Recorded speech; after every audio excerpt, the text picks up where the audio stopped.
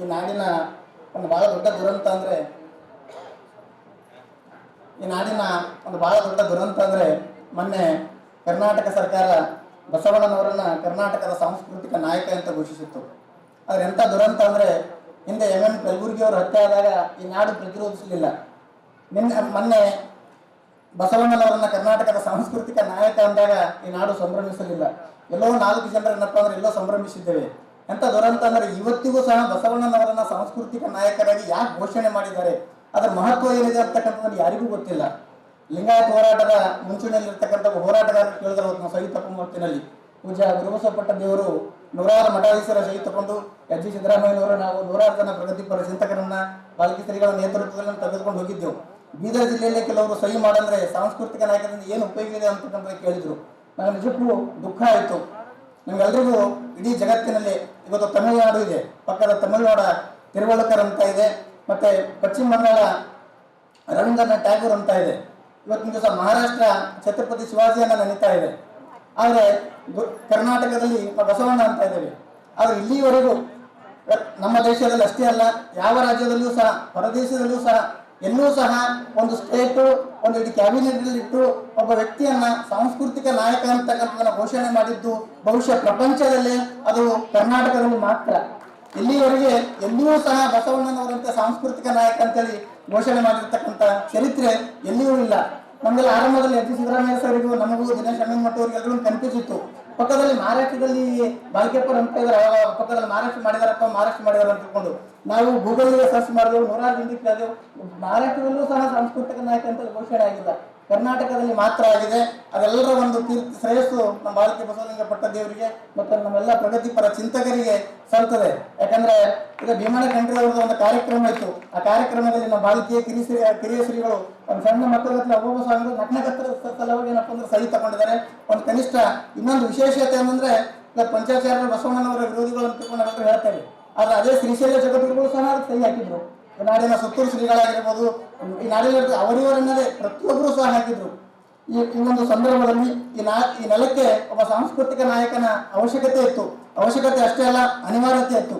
ಯಾಕಂದ್ರೆ ಈ ನೆಲ ಒಂದು ಧಾರ್ಮಿಕ, ಸಾಮಾಜಿಕ, ಸಾಂಸ್ಕೃತಿಕ ಅಸಹಿಷ್ಣುತೆಯಿಂದ ನಲುಗ್ತಾ ಇದೆ. ಈ ನಾಡಿನಲ್ಲಿ ಏನಪ್ಪ ಅಂದ್ರೆ ದಾದಾಗಿರಿ ನಡೀತಾ ಇದೆ. ಇವತ್ತಿನ ದಿವಸ ನಾವೆಲ್ಲರೂ ನೋಡ್ತಾ ಇದ್ದೇವೆ. ನಮ್ದೇ ಆಗಿರ್ತಕ್ಕಂಥ ಸಹಜೀವಿಗಳಾಗಿರ್ತಕ್ಕಂಥ ಒಂದು ಅಲ್ಪಸಂಖ್ಯಾತ ಒಂದು 18 ಕೋಟಿ ಜನಸಂಖ್ಯೆಗಳಿರ್ತಕ್ಕಂಥ ಮುಸ್ಲಿಂ ಸಮುದಾಯದ ಜನರನ್ನ ಇವತ್ತಿಗೂ ಅನುಮಾನ ದೃಷ್ಟಿಯಿಂದ ನೋಡ್ತಾ ಇದ್ದೇವೆ.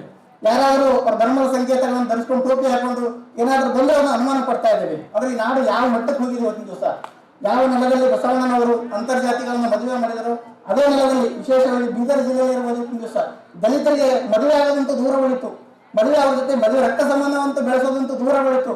ಅವರನ್ನ ನಾವು ದೊಡ್ಡ ಮನೆ ಕಟ್ಟಿದ್ರೆ ನಮ್ಮ ಮನೆ ಬಾಡಿಗೆ ಬಿಡೋದು ದಲಿತರಿಗೆ. ನಾವೆಲ್ಲಾದ್ರೂ ಏನಾದ್ರೂ ಒಂದು ಏನಪ್ಪ ಅಂದ್ರೆ ಒಂದು ಕಾಲೋನಿ ಮಾಡಿದ್ರೆ ಆ ಕಾಲೋನಿಯಲ್ಲಿ ಏನಪ್ಪ ಅಂದ್ರೆ ಒಂದು ಪ್ಲಾಟ್ ಕೊಡೋದು ಸರ್ಟಿಫೈಡ್ ದಲಿತರಿಗೆ.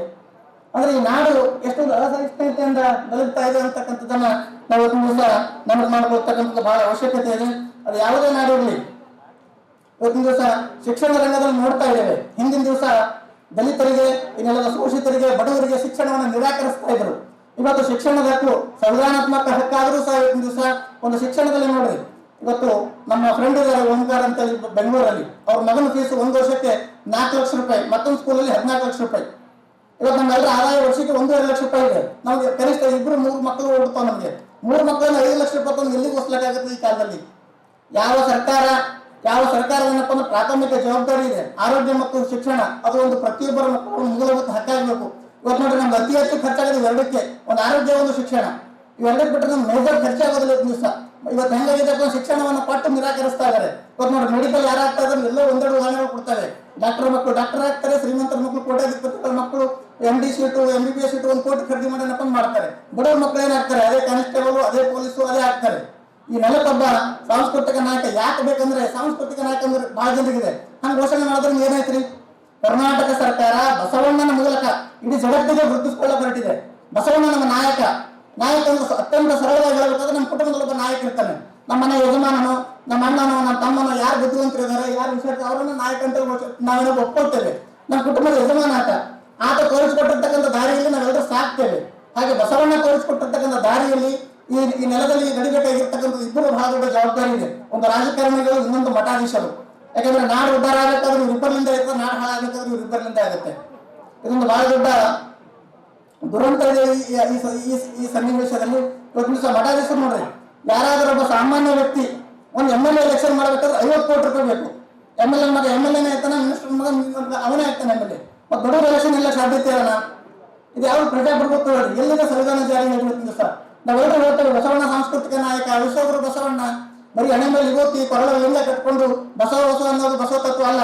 ಯಾರು ಸಮಾನತೆಯಲ್ಲಿ ಗಾಢವಾದ ನಂಬಿಕೆಯನ್ನು ಇಡ್ತಾನೆ ಅವನು ನಿಜವಾದ ಲಿಂಗಾಯತ. ಹಣೆ ಮೇಲೆ ವಿಭೂತಿ ಕೊರಳ ಲಿಂಗ ಕಟ್ಕೊಂಡ ತಕ್ಷಣ ಯಾರು ಲಿಂಗಾಯತ ಆಗುವುದಿಲ್ಲ. ಸಮಾನತೆಯಲ್ಲಿ ಯಾರು ಗಾಢವಾಗಿರ್ತಕ್ಕಂಥ ನಂಬಿಕೆಯನ್ನು ಇಡ್ತಾನೆ ಅವನೇ ಒಬ್ಬ ನಿಜವಾದ ಲಿಂಗಾಯತ ಅಂತಕ್ಕಂಥದ್ದನ್ನ ನಾವು ಯಾರು ಇವತ್ತು ದಿವಸ ಮರಿಬಾರ್ದು. ಇವತ್ತು ಬಸವಣ್ಣನವರನ್ನ ಮಾಡಿರ್ತಕ್ಕಂಥ ಉದ್ದೇಶ ಅಂದ್ರೆ ಈ ನೆಲದಲ್ಲಿ ಮಾತ್ರ ಅಲ್ಲ, ಭಾರತದಲ್ಲಿ ಬಸವಣ್ಣನವರನ್ನು ಬಿಟ್ಟರೆ ಮತ್ತೊಬ್ಬ ವ್ಯಕ್ತಿಯನ್ನ ಸಾಂಸ್ಕೃತಿಕ ನಾಯಕ ಮಾಡ್ತಕ್ಕಂಥದ್ದು ಅದು ಅಸಾಧ್ಯ, ಯಾರಿಗೂ ಮಾಡೋಕ್ಕಾಗೋದಿಲ್ಲ. ಪಕ್ಕದಲ್ಲಿ ಶಿವಾಜಿಯನ್ನ ಮಾಡ್ತಾರೆ ಅಂತ ಕೇಳಿದ್ದೆ. ನಾವು ಎಚ್ ಸಿದ್ದರಾಮಯ್ಯ ಅವರು ಬೆಳಗ್ಗೆ ಬಂದಾಗ ಮಾತಾಡ್ತಾ ಇದ್ದೆ. ಶಿವಾಜಿ ಒಬ್ಬ ರಾಜ್ಯ, ಸಾವಿರಾರು ಯುದ್ಧಗಳನ್ನು ಮಾಡಿದ್ದಾರೆ, ರಕ್ತದ ಕಾಂತಿಯನ್ನು ಹರಿಸಿದ್ದಾರೆ. ಒಬ್ಬ ರಕ್ತದಾಗಿರ್ತಕ್ಕಂಥ ರಾಜನನ್ನ, ಒಂದು ಯುದ್ಧ ಮಾಡಿರ್ತಕ್ಕಂಥ ವ್ಯಕ್ತಿಯನ್ನ ಹೆಂಗೆ ಸಾಂಸ್ಕೃತಿಕ ನಾಯಕ ಅಂತ ಒಂದು ರಾಜ್ಯ ಏನಪ್ಪ ಅಂದ್ರೆ ಸ್ವೀಕಾರ ಮಾಡಲು ಸಾಧ್ಯ ಆಗುತ್ತೆ? ಹಾಗೆ ಯಾವುದೇ ಕಾರಣಕ್ಕೂ ಏನಪ್ಪಾ ಅಂದ್ರೆ ಸ್ವೀಕಾರ ಮಾಡಲು ಅಸಾಧ್ಯ ಆಗುತ್ತೆ. ಇವತ್ತು ಬಸವಣ್ಣ ಯಾವುದೇ ಒಂದು ಜಾತಿ ಧರ್ಮದ ಒಂದು ಪ್ರತಿನಿಧಿ ಅಲ್ಲ, ಅಥವಾ ಜಾಗತಿಕ ಮಟ್ಟದ ಹೀರೋ. ಬಸವಣ್ಣನವರಲ್ಲಿ ಇವತ್ತಿನ ದಿವಸ ನೋಡ್ರಿ, ನಮ್ಮ ಇಂಡಿಯಾದಲ್ಲಿ 4 ಒಂದು ಮೂಲ್ಯಗಳನ್ನು ನಾವೆಲ್ಲ ನೋಡ್ತಾ ಇದ್ದೇವೆ. ನಾವು ಇವತ್ತು ಚಿಂತಕರ ಮಧ್ಯದಲ್ಲಿ 4 ಮೂಲ್ಯಗಳನ್ನು ನಾವೆಲ್ಲರೂ ಕಾಣ್ತಾ ಇದ್ದೇವೆ. ಒಂದು ಮಾರ್ಕ್ಸನ ಆರ್ಥಿಕ ಮೌಲ್ಯ ಇರ್ಬೋದು, ಬಾಬಾ ಸಾಹೇಬ್ ಅಂಬೇಡ್ಕರ್ ಅವರ ಸಾಮಾಜಿಕ ಮೌಲ್ಯ ಇರ್ಬೋದು, ರಾಮ್ ಮನೋಹರ್ ಲೋಹಿಯಾ ಅವರ ರಾಜಕೀಯ ಮೌಲ್ಯ ಇರ್ಬೋದು, ಮಹಾತ್ಮ ಗಾಂಧೀಜಿಯವರ ನೈತಿಕ ಮೌಲ್ಯಗಳು. ಈ 4 ಮೌಲ್ಯಗಳನ್ನ ವಚನ ಸಾಹಿತ್ಯದಲ್ಲಿ ದಿವಸ ನಾವು ನೋಡ್ತಾ ಇದ್ದೇವೆ. ಮಾರ್ಕ್ಸ್ ಏನು ಸರ್ಪ್ಲಸ್ ಥಿಯರಿ ಹೇಳಿದ್ನು, ಬಸವಣ್ಣ ಅದೇ ದಾಸೋಹ ಹೇಳಿದ್ದಾರೆ. ಇಡೀ ತನ್ನ ಜೀವನದುದ್ದಕ್ಕೂ ಸಮಾಜದ ಕಟ್ಟಕಡೆ ವ್ಯಕ್ತಿಗೆ, ಬಡವರಿಗೆ, ಶೋಷಿತರಿಗೆ, ಯಾವ ಮಹಿಳೆಯರ ಪರವಾಗಿ ಬಾಬಾ ಸಾಹೇಬ್ ಅಂಬೇಡ್ಕರ್ ಅನ್ನು ಹೋರಾಟ ಮಾಡಿದ್ರು ಅದೇ ವಿಚಾರಧಾರೆಗಳನ್ನು ವಚನ ಸಾಹಿತ್ಯದಲ್ಲಿದೆ. ರಾಜಕೀಯ ಶುದ್ಧೀಕರಣದ ಬಗ್ಗೆ, ರಾಜಕೀಯ ಮೌಲ್ಯದ ಬಗ್ಗೆ ಯಾವ ಲೋಹಿಯಾ ಹೋರಾಟ ಮಾಡಿದರೆ ಬಸವಣ್ಣ ಅದೇ ಹೋರಾಟ ಮಾಡಿದರು. ಬಸವಣ್ಣ ಯಾವತ್ತು ಪ್ರಭುತ್ವದ ಜೊತೆ ಯಾವತ್ತೂ ನಿಲ್ಲಿಲ್ಲ, ಪ್ರಭುತ್ವವನ್ನ ಅನುಮಾನ ದೃಷ್ಟಿಯಿಂದ ನೋಡಿದ್ದಾರೆ. ಇವತ್ತು ಪತ್ರಕರ್ತರೇನಪ್ಪ ಅಂದ್ರೆ ಯಾರಾದ್ರೂ ಪತ್ರಕರ್ತನಾದ್ರೆ ಈ ನಾಡಿನ ಭ್ರಷ್ಟರ ಸುತ್ತ, MLAಗಳ ಮನೆಗಳ ಸುತ್ತ, ಮಿನಿಸ್ಟರ್ಗಳ ಮನೆಗಳ ಸುತ್ತಮುತ್ತ ಇರ್ತಾರೆ ಇವತ್ತು ದಿವಸ. ಆದ್ರೆ ಒಬ್ಬ ಪತ್ರಕರ್ತ ನಿಜವಾದ ಕೆಲಸ ಏನಪ್ಪ ಅಂದ್ರೆ ಅವನು ವಿರೋಧ ಪಕ್ಷದ ಕೆಲಸ ಮಾಡ್ಬೇಕಾತ. ಅವ್ರು ಯಾತ ಮಿನಿಸ್ಟರ್ ಇರಲಿ, CM ಇರಲಿ, ಯಾರೇ ಇರಲಿ, ಅವ್ರು ಸರಿ ಮಾಡಿದ್ರೆ ಸರಿ ಬರಬೇಕು, ತಪ್ಪು ಮಾಡಿದ್ರೆ ತಪ್ಪು ಬರಬೇಕು. ಅದು ಪತ್ರಕರ್ತ ಲಕ್ಷಣ ಇವತ್ತಿನ ದಿವಸ. ಆದ್ರೆ ಇವತ್ತಿನ ದಿವಸ ಏನಾಗಿದೆ, ಪತ್ರಕರ್ತರ ಅಂದ ತಕ್ಷಣ ನೋಡ್ಬೇಕು, ಒಬ್ಬ ಸಾಮಾನ್ಯ ಪತ್ರಕರ್ತನಾದ್ರೆ ನಾನೊಬ್ಬ ಪತ್ರಕರ್ತನಾಗಿ ಹೇಳ್ತಾ ಇದ್ದೇನೆ ಅತ್ಯಂತ ನೋವಿನಿಂದ. ನಮ್ದು ಒಂದು ಪಾಲಿಟಿಕ್ ಅಂತಕ್ಕಂಥ ಒಂದು ಪತ್ರಿಕೆ ಇದೆ. ನಾವು ಪತ್ರಕರ್ತರ ಆಗ ಅಂದ್ರೆ 3 ತಿಂಗಳಿಗೆ ಮನೆ ಕಟ್ತೇವೆ, 6 ತಿಂಗಳಿಗೆ ಕಾರ್ ತಗೋತೇವೆ, ಏನೇನೋ ಹೈಫಲ್ ಲೈಫ್ ಮಾಡ್ತೇವೆ. ನಮ್ಮ ಸುತ್ತ ಯಾರು ಇರ್ತಾರಪ್ಪ ಅಂದ್ರೆ ಈ ಜಿಲ್ಲೆ ಅತ್ಯಂತ ಭ್ರಷ್ಟರು, ಕಳ್ಳರು, ಸುಲಿಗೆಕೋರರು, ಲೂಟಿಕೋರರು ನಮ್ಮ ಸುತ್ತ ಇರ್ತಾರೆ. ಇಂತಹ ಒಂದು ಸಂದರ್ಭದಲ್ಲಿ ನಮಗೆ ಒಬ್ಬ ಸಾಂಸ್ಕೃತಿಕ ನಾಯಕನ ಅವಶ್ಯಕತೆ ಇದ್ದು ಎಲ್ಲ ಮಾರ್ಗಗಳನ್ನು ಹಾಕಬೇಕು. ಬಸವಣ್ಣನನ್ನ ನಾವು ಸಾಂಸ್ಕೃತಿಕ ನಾಯಕನ ಮಾಡ್ಕೊಂಡಿದ್ದೇವೆ ಅಂದ್ರೆ ಯಾರೇ ಒಬ್ಬ ಮಿನಿಸ್ಟರ್ ಬಂದ ತಕ್ಷಣ ಇನ್ನು ಮುಂದಿನ ದಿನಮಾನಗಳಲ್ಲಿ ನಮ್ಗೆ ಈಗಲ್ಲ, ಒಂದು 50 ವರ್ಷ ಆದ ನಂತರ ನಮ್ಗೆ ಅರ್ಥ ಆಗುತ್ತೆ ಸಾಂಸ್ಕೃತಿಕ ನಾಯಕದ ಮಹತ್ವ ಏನಿದೆ, ಸಾಂಸ್ಕೃತಿಕ ನಾಯಕದ ಮಹತ್ವ ಏನಿದೆ ಅಂತಕ್ಕಂಥ 10 ವರ್ಷ ಆಗುತ್ತೆ. ಈ ನೆಲದಲ್ಲಿ ಸಂವಿಧಾನವನ್ನ ಒಂದು ಬುಡಮೇಲವನ್ನ ಮಾಡ್ತಾ ಇದ್ದಾರೆ. ಇವಾಗ ಸಂವಿಧಾನಕ್ಕೆ ಬೇಸು ವಚನ ಸಾಹಿತ್ಯದಲ್ಲಿದೆ. ಸಂವಿಧಾನದಲ್ಲಿರ್ತಕ್ಕಂಥ 390 ಆರ್ಟಿಕಲ್ಗಳನ್ನ ಹಿಂಗೆ 2 ಕಡೆಗೆ ಹೋದ್ರಿ ಅವೆಲ್ಲವೂ ವಚನ ಸಾಹಿತ್ಯದಲ್ಲಿ ಕಾಣುತ್ತೆ. ಯಾವ ಬಸವಣ್ಣ ಜಾತಿ ಭೇದ, ವರ್ಣಭೇದ, ವರ್ಗಭೇದ, ವಯೋಭೇದ, ಲಿಂಗಭೇದದ ವಿರುದ್ಧ ಹೋರಾಟ ಮಾಡಿ ಮನುಷ್ಯನ ಶೋಷಣೆ ಇಲ್ಲದಂತ ಸಮಾಜವನ್ನು ಕಟ್ಟಲು ಬಸವಣ್ಣ ಬಯಸಿದ್ನು, ಅದೇ ಸಂವಿಧಾನದಲ್ಲಿದೆ. ಒಂದು ವೇಳೆ ಸಂವಿಧಾನ ಇರ್ಲಿಲ್ಲ ಅಂದ್ರೆ ನಾನು ಡಿಗ್ರಿ ಮಾಡ್ತಾ ಇರಲಿಲ್ಲ, PG ಮಾಡ್ತಾ ಇರಲಿಲ್ಲ, ನಮ್ಮ 3 ಗೌಡನ ಮನೆಯಲ್ಲಿ ಹೆಂಡೆ ತೆಗಿತಾ ಇದೆ. ಇವತ್ತು ತಾಯಿ ಅಂದ್ರೆ ಎಲ್ಲರೂ ಏನಪ್ಪ ಅಂದ್ರೆ ಏನಾದ್ರು ಶಿಕ್ಷಣ ಪಡಿತಾ ಇದ್ರಿ, ನೀವು ಟೀಚರ್ ಆಗಿದ್ರಿ, ಏನಾದ್ರೂ ಆಗಿದ್ದು ಅಂದ್ರೆ ಅದು ಬಾಬಾ ಸಾಹೇಬ್ ಕೊಟ್ಟಿರ್ತಕ್ಕಂಥ ಋಣ. ಅದು ಒಂದು ವೇಳೆ ಸಂವಿಧಾನ ಇರಲಿಲ್ಲ ಅಂದ್ರೆ ನಾವು ಯಾರು ಶಿಕ್ಷಣ ಪಡಿತಾ ಇರಲಿಲ್ಲ. ಇವತ್ತಿಗೂ ನೋಡಿದ್ದೇವೆ ಒಂದು ಯಾವ ಈ ದೇಶದಲ್ಲಿ ಕೋಮುವಾದ ವಿಜೃಂಭಣೆಯಿಂದ ನಡೀತಾ ಇದೆ. ಮೊನ್ನೆ ದೆಹಲಿಯಲ್ಲಿ, ಮೊನ್ನೆ ನಾಗಪುರದಲ್ಲಿ ರಾಮಲಲ್ಲಾ ಮೂರ್ತಿ ಪ್ರತಿಷ್ಠಾಪನೆ ಆಯಿತು. ಆ ಪ್ರತಿಷ್ಠಾಪನೆ ಮಾಡಬೇಕಾಗಿರ್ತಕ್ಕಂಥದ್ದು ರಾಷ್ಟ್ರಪತಿಯವರು. ಅದು ರಾಷ್ಟ್ರಪತಿಯವರನ್ನ ಒಳಗೆ ಬಿಡಲಿಲ್ಲ. ನಮ್ಮ ನಾಡಿನಲ್ಲಿ ಇರ್ತಕ್ಕಂಥ ಪೇಜಾವರ ಸ್ವಾಮಿಗಳು ಏನಪ್ಪ ಗರ್ಭಗುಡಿ ಪ್ರವೇಶ ಮಾಡಿದ್ರು. ನಮ್ಮ ಪ್ರಧಾನಿಗಳು, ಅವ್ರ ಜೊತೆ ಇರ್ತಕ್ಕಂಥ ಕ್ಯಾಮ್ರಾಮನ್ ಮತ್ತೆ ಪೇಜಾವರ ಸ್ವಾಮಿಗಳು ಮಾತ್ರ ಹೋದ್ರು. ಇಲ್ಲಿರ್ತಕ್ಕಂಥ ಸುತ್ತೂರು ಸ್ವಾಮಿಗಳು, ನಮ್ಮ ರಾಜ್ಯದ ಅತಿ ದೊಡ್ಡ ಸ್ವಾಮಿಗಳು, ಇನ್ನು ನಮ್ಮ ಒಕ್ಕಲಿಗ ಸ್ವಾಮಿಗಳು ಅವರನ್ನ ಹೊರಗಡೆ ನಿಲ್ಲಿಸಿದ್ರು. ಅಂದ್ರೆ ಇವತ್ತಿಗೂ ಸಹ ನಮ್ಮ ದೃಷ್ಟಿಯಲ್ಲಿ ನಾವೆಲ್ಲರೇನಪ್ಪ ಅಂದ್ರೆ ಈ ದೇಶದಲ್ಲಿ ಯಾವುದೇ ಒಂದು ಸಮುದಾಯನ ಬಿಟ್ಟರೆ ನಾವೆಲ್ಲರೂ ಅಸ್ಪೃಶ್ಯರು. ನಾವು ಬಾಲ್ಕಿ ಗುರುಗಳೇನಪ್ಪ ಅಂದ್ರೆ ಒಂದು ಉಡುಪಿಗೆ ಹೋಗಿತ್ತು. ಈಗ ನಮ್ಮ ಬೀದರ್ ಜಿಲ್ಲೆಯಲ್ಲಿ ಬಹಳ ದೊಡ್ಡ ಗುರುಗಳು, ನಮ್ಮ ಗುರು ಹಿರೇಮಠ ಸಂಸ್ಥಾನದರು. ಅಲ್ಲಿ ಕನಿಷ್ಠ ಒಂದು 500-1000 ಜನ ಇದ್ದಾರೆ. ಒಂದು ಯಾವುದೋ ಒಂದು ಸಮುದಾಯ, ಅದು ಯಾವ ಸಮುದಾಯ ಅಂತಕ್ಕಂಥ ಹೇಳೋದು ಬೇಡ. ಆದ್ರೆ ಆ ಸಮುದಾಯದವ್ರ ಕಡೆ ಒಬ್ರು ಕಡೆ ನೋಡಲಿಲ್ಲ. ಯಾಕಂದ್ರೆ ಅವ್ರ ದೃಷ್ಟಿಯಲ್ಲಿ ಎಲ್ಲರೂ ಏನಪ್ಪ ಅಂದ್ರೆ ಇವರು ಅಸ್ಪೃಶ್ಯರು ಇವತ್ತಿಗೂ ಸಹ. ಈ ದೃಷ್ಟಿಯಲ್ಲಿ ಬಸವಣ್ಣ ಒಂದು ಜಾಗತಿಕ ಮಟ್ಟದ ಹೀರೋ ಆಗ್ಬೇಕು, ನಾವೆಲ್ಲರೂ ನಿಜವಾದ ಬಸವಣ್ಣ ಅನುಯಾಯಿಗಳಾಗಬೇಕು. ಇವತ್ತಿನ ದಿವಸ ಎಂತ ದುರಂತ ಆಗ್ತಾ ಇದೆ ಅಂದ್ರೆ ಒಂದು ಕಾಲದಲ್ಲಿ ನೋಡ್ರಿ ಮಹಾತ್ಮ ಗಾಂಧೀಜಿಯವರು ತಲೆ ಮೇಲೆ ಟೋಪಿ ಹಾಕೊಂಡ್ರೆ ಯಾರಾದ್ರೂ ಹೆಣ್ಮಕ್ಳೇನಪ್ಪ ಅಂದ್ರೆ ಜಣಿಗೆ ಕೊಡ್ತಾ ಇದ್ರು, ಮೈ ಮೇಲೆ ಇರ್ತಕ್ಕಂಥ ಬಂಗಾರ ಕೊಡ್ತಾ ಇದ್ರು. ಇವತ್ತು ವಿಭೂತಿ ಹಚ್ಕೊಂಡಿದ್ದೆ ಅಂದ್ರೆ ಏನಕ್ಕೆ ಗೊತ್ತದ ಇವ ಮಗ ಏನೋ ಹೊಣ ಇವ ಅಸಲ್ ವಿಭೂತಿ ಹಚ್ಕೊಳ್ತಾನೆ. ಅಂದ್ರೆ ಈ ಒಂದು ಸ್ಥಿತಿ ಏನಪ್ಪ ಅಂದ್ರೆ ನಮ್ಮನ್ನು ಇವತ್ತಿನ ದಿವಸ ಬಂದಿದ್ದೆವು. ಇವತ್ತಿನ ದಿವಸ ನಮ್ಮನ್ನು ನಾವು ಆತ್ಮಾವಲೋಕನವನ್ನ ಮಾಡಿಕೊಳ್ಳಬೇಕು. ಬಸವಣ್ಣನ ಮಾರ್ಗದಲ್ಲಿ ಈ ನಾಡು ನಡೆದರೆ ಇವತ್ತಿಗೂ ಸಹ ನಮ್ಮ ರಾಜ್ಯ ಮತ್ತೊಂದು ಗುಜರಾತ್ ಆಗಲಿಲ್ಲ, ನಮ್ಮ ರಾಜ್ಯ ಮತ್ತೊಂದು ಉತ್ತರ ಪ್ರದೇಶ ಆಗಲಿಲ್ಲ. ಗುಜರಾತ್ಗೆ ಹೋಗ್ರಿ, ಗುಜರಾತ್ ಮಾಡಲ್ಲ ಅಂತಾರೆ. ಅಲ್ಲಿ ಎಷ್ಟೋ 4 ಸರ್ಕಾರಿ ಶಾಲೆಗಳಲ್ಲಿ ಅಲ್ಲಿ ಸರ್ಕಾರಿ ಒಬ್ಬ ಟೀಚರ್ ಇಲ್ಲ. ಅಲ್ಲಿ ಆ GDP ರೇಟ್ ಎಲ್ಲಿ ಎಷ್ಟು ಬಿದ್ದೋಗಿದೆ ನೋಡ್ರಿ ಗುಜರಾತ್ನಲ್ಲಿ. ನಮ್ಮ ರಾಜ್ಯ ಏನಪ್ಪ ಅಂದ್ರೆ ಉತ್ತರದ ರಾಜ್ಯಗಳಿಗಿಂತಲೂ 100 ಪಟ್ಟು ಚೆನ್ನಾಗಿದೆ ನಮ್ಮ ರಾಜ್ಯ ಇವತ್ತಿನ ದಿವಸ. ಇದು ಒಂದು ಅದಕ್ಕೆಲ್ಲ ಕಾರಣ ಅಂದ್ರೆ ಇವತ್ತಿಗೂ ನಮ್ಮ ರಾಜ್ಯದಲ್ಲಿ ಬಹಳ ದೊಡ್ಡದಾಗಿರ್ತಕ್ಕಂಥ ಕೋಮುಗಲಭೆಗಳು ನಡೆಯುವುದಿಲ್ಲ, ಭಯೋತ್ಪಾದನೆ ಕೃತ್ಯಗಳು ಬಹಳ ದೊಡ್ಡ ಪ್ರಮಾಣದಲ್ಲಿ ನಡೆಯುವುದಿಲ್ಲ. ಅದಕ್ಕೆಲ್ಲ ಕಾರಣ ಇವತ್ತಿಗೂ ಸಹ ವಚನ ಸಾಹಿತ್ಯದ ಪ್ರಭಾವ ಈ ನೆಲದಲ್ಲಿದೆ. ಬಸವಣ್ಣನ ಬೀಜ ರೂಪದಲ್ಲಿರ್ತಕ್ಕಂಥ ಪ್ರಭಾವ ಇವತ್ತಿಗೂ ಇದೆ. ಎಂತ ಹೆಮ್ಮೆ ಪಡಬೇಕು ನಾವು. ಎಂತ ದುರಂತ ಅಂದ್ರೆ ಬಸವಣ್ಣ ಅಂದ್ರೆ ನೋಡ್ರಿ ಎಂತ ಶಕ್ತಿ ಇದಾನಂದ್ರೆ ಬಸವಣ್ಣನೇ ನಮಗೆ ಗುರು ಆಗ್ಬೇಕು, ಬಸವಣ್ಣನೇ ನಮಗೆ ಮಂತ್ರ ಆಗ್ಬೇಕು, ಬಸವಣ್ಣನೇ ನಮಗೆ ಸಿದ್ಧಾಂತ ಆಗ್ಬೇಕು. ಅವಾಗ ಬಸವಣ್ಣ ಜಾಗತಿಕ ಮಟ್ಟಕ್ಕೆ ಹೋಗ್ಲಕ್ಕೆ ಸಾಧ್ಯ ಆಗ್ತಾನೆ. ನಾವೆಲ್ಲರೂ ಬಸವಣ್ಣನವರನ್ನ ಬರೀ ಧಾರ್ಮಿಕ ಹಿಡ್ಕೊಂಡು ಹೋದ್ರೆ ಬಸವಣ್ಣ 6ಕ್ಕೆ ಏರಲ್ಲ 3ಕ್ಕೆ ಹೋಗಲ್ಲ.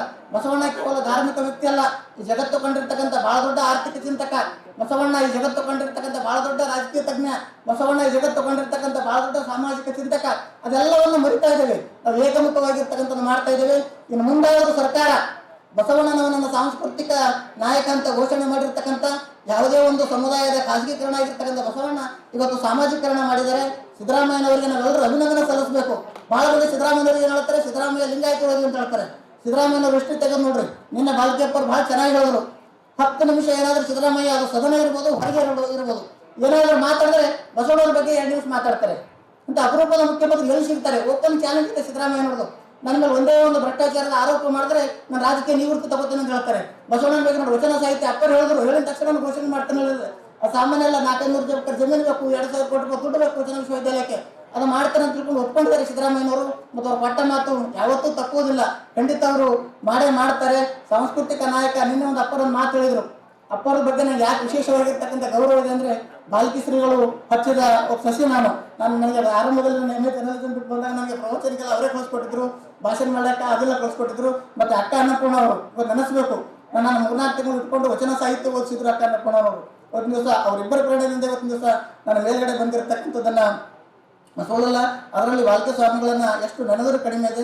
ನಿನ್ನೆ ನೋಡ್ರಿ ಬಹಳ ಜನ ಹೇಳ್ತಾರೆ ಬಾಲ್ಕೆ ಅಪ್ಪರು ಭಾರಿ ಪುಕ್ಕುಲರ, ಭಾರಿ ಧೈರ್ಯ ಅಂತ ಹೇಳ್ತಾರೆ. ಬಸವಲಿಂಗ ಪಟ್ಟದೇವರಂತ ಧೈರ್ಯಶಾಲಿ ಸ್ವಾಮೀಜಿಯನ್ನ ನಾನು ಇಡೀ ಜೀವನದಲ್ಲಿ ನಾನು ನೋಡಿಲ್ಲ ಈ ದಿವಸ. ಯಾಕಂದ್ರೆ ನಿನ್ನೆ ನೋಡ್ರಿ, ನಿನ್ನೆ 2 ಹೆಸರಾಗಿದ್ರು ಲಿಂಗಾಯತ ಮಾಡಕ್ಕೆ 20 ಒಕ್ಕೂಟ ಎಣ್ಣೆ ಹಾಕಿದ್ರು. ಅದು ಕಾರ್ಯಕ್ರಮ ಪ್ಯೂರ್ಲಿ ಕಾರ್ಯಕ್ರಮ ಆಗಿದ್ದು ವೀರಶೈವ ಮಹಾಸಭಾವತಿಯಿಂದ. ವೇದಿಕೆ ಮೇಲೆ ಶಾಮನೂರು ಶಿವಶಂಕರಪ್ಪನವರು ಇದ್ದಾರೆ, ಈಶ್ವರ ಖಂಡ್ರೇಜಿ ಅವರು ಇದ್ದಾರೆ, ಎಲ್ಲರೂ ಇದ್ದಾರೆ. ಆ ಕಾರ್ಯಕ್ರಮದಲ್ಲಿ ಸುವರ್ಣ ಅಕ್ಷರಗಳಿಂದ ಸಿದ್ದರಾಮಯ್ಯನವರು ಎಲ್ಲಿವರೆಗೂ ಇರ್ತಾರೆ ಅಲ್ಲಿವರೆಗೂ ಅವ್ರ ಹೆಸರು ಚಿರಸ್ಥಾಯಿಯಾಗಿರುತ್ತದೆ.